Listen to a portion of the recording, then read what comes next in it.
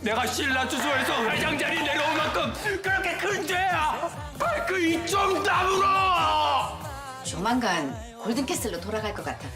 미스터고도 같이 가자. 어? 나야 술도가야. 둘 중 하나만 선택해. 회장님이 프로포즈 때문에 고민이 많으신 모양입니다. 500명 정도 될 것 같은데. 강숙 씨가 내 옆에 있다는 걸 공식적으로 세상 사람들한테 다 자랑하고 싶어요. 49화 예고편에서 가장 시선을 끈 장면은 장미애가 술도가 문을 열고 들어서는 장면이다.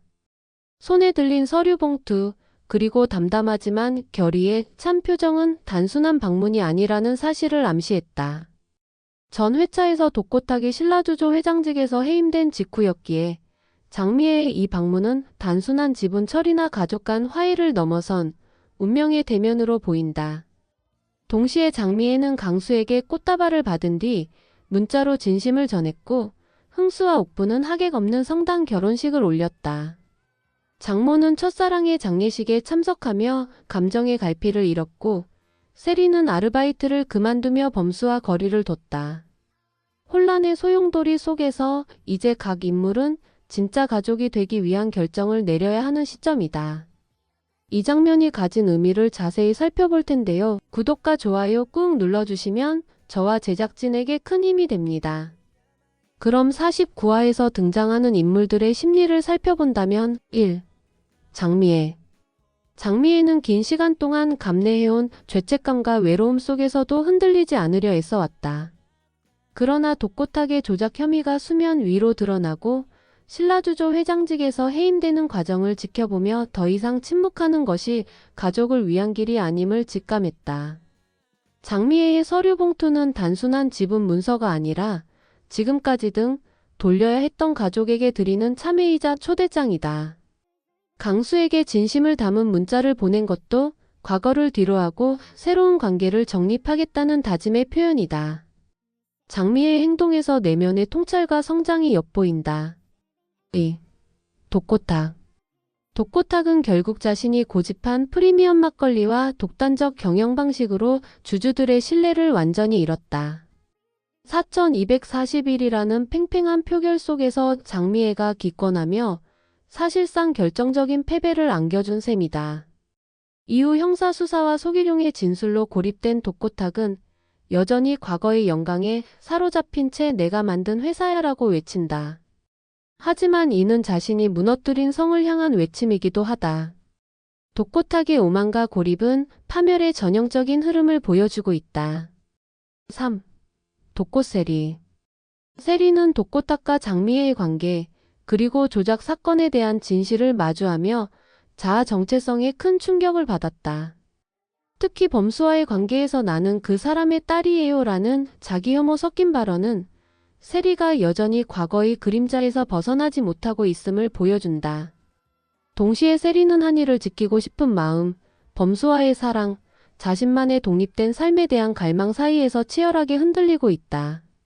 한 여자 사람으로서의 성장통이 본격화된 지점이다. 4. 오범수. 오범수는 세리를 지키고 싶지만 세리의 마음이 멀어지는 것을 막을 수 없다는 무력감을 느끼고 있다. 전처 나영은이 한이를 이용해 흔들어오는 상황에서도 범수는 흔들림 없이 세리를 향한 마음을 지킨다. 하지만 현실은 녹록지 않다. 한이를 데려간 전처의 돌발 행동, 세리의 거리두기, 법적 긴장 등은 오범수가 좋은 사람이자 좋은 아빠로 남기 위한 선택을 강요하고 있다. 오범수의 감정은 현재 가장 조용하지만 가장 깊은 파장을 품고 있다. 5. 마광숙. 광숙은 장모의 치매와 과거에 대한 상처까지 품고 돌보며 이 시대 가장 따뜻한 인간상을 보여주고 있다. 동석 장모가 첫사랑의 장례식에 다녀오고 나 여기서 살래라고 말할 만큼 광숙은 장모의 새로운 딸이 되고 있다. 술도가 가족들의 오해와 불편한 시선을 받으면서도 이게 내 방식의 가족이라고 말하는 광숙의 결심은 진심 어린 돌봄과 책임감의 상징이다. 동시에 광숙의 이런 행동은 동석과의 갈등 요소로 부각되고 있으며 가족 내에서 어떤 위상을 가지게 될지 귀추가 주목된다. 이러한 인물들을 바탕으로 49화에서 펼쳐질 사건들을 예측해 본다면 1. 장미애의 서류. 지분 양도 또는 공동대표 제한. 장미애가 술도가로 들고 간 서류는 지분 양도 계약서일 가능성이 높다. 단순한 양도보다는 장미애가 직접 경영에 참여하거나 공동대표 체제로 전환하려는 보관이 숨어 있을 수도 있다.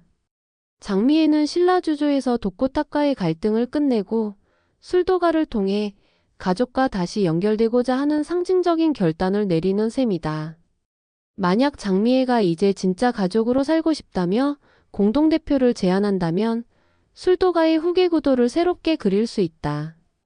이 흐름은 강수와의 관계 복원, 세리와의 정서 회복, 그리고 독고가와의 대립 구도를 새롭게 정리하는 큰 반전이 될 것이다. 2. 독고탁의 최후. 구속 또는 자진 사퇴? 독고탁은 현재 기소 직전 상황으로 수사 결과에 따라 실제 구속 수순을 밟을 가능성도 있다. 하지만 그의 성격상 쉽게 사라지지 않을 수 있다. 가능성 있는 전개는 법적 처벌을 앞둔 상태에서의 자진 퇴장이다.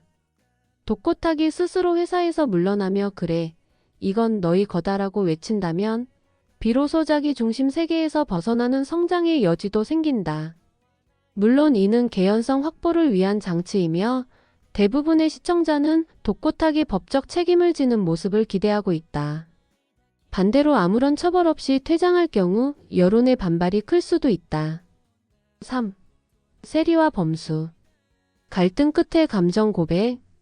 세리는 독고탁과 관련된 진실을 알게 되면서 범수에게 거리두기를 시도했지만 한이의 존재와 범수의 진심은 결국 세리를 다시 끌어당길 것이다.